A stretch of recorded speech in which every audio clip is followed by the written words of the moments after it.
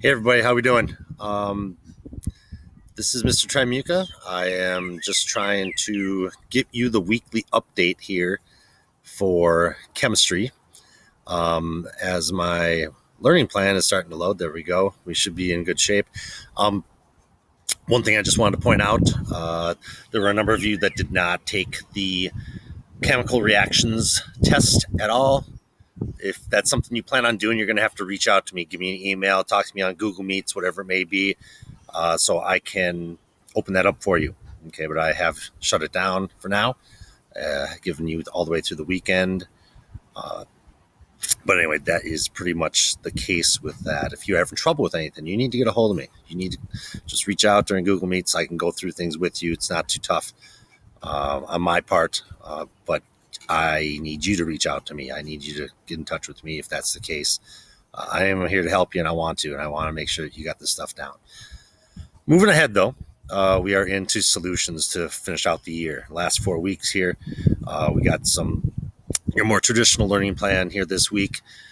Then we're going to deviate a little bit from that, the way I understand, the way things are going to be laid out the rest of the year. We'll deviate a little bit from the traditional learning plan. You'll see what I mean once we get there. But for this week, your job is to figure out a little bit about solutions, how to quantitatively and qualitatively describe them. When I say qualitative, I mean things like saturated, unsaturated, supersaturated.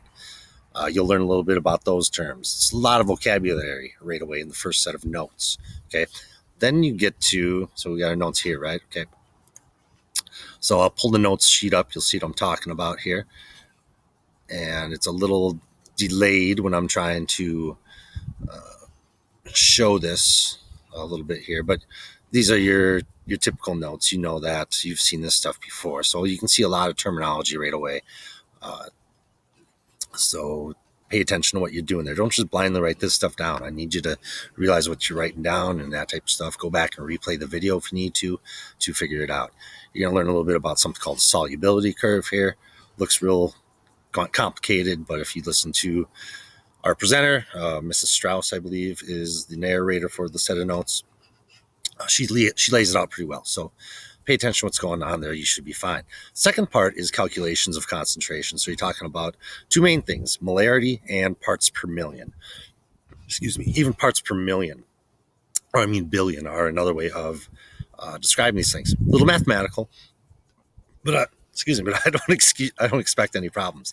If you really pay attention to the examples, do the examples as you're going through the notes, take care of any extra examples within the notes. Look at your units, watch that stuff. I think you'll be in pretty good shape. The one thing with molarity is that you need to have your volume in liters. So if you need to convert from milliliters to liters, go figure that out. Milliliters to liters, you're just dividing by 1,000. Okay, so you'll take like 500 milliliters would be 0.5 liters. So there you go with that. Hopefully, no big deal there. Water is the main thing that we use when we're talking about concentrations. So not sure if I mentioned that before or not, but now you know. Or when we're talking about solutions, excuse me.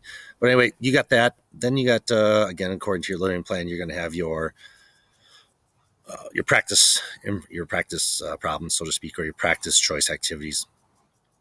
You got a couple of simulations in there, the solubility simulation. Also, the parts per million lab is a simulation, though you could do that one on your own if you wanted to at home.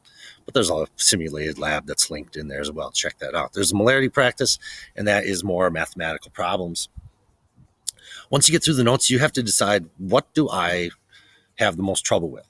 And you want to make sure that you probably pick a practice choice activity that covers that.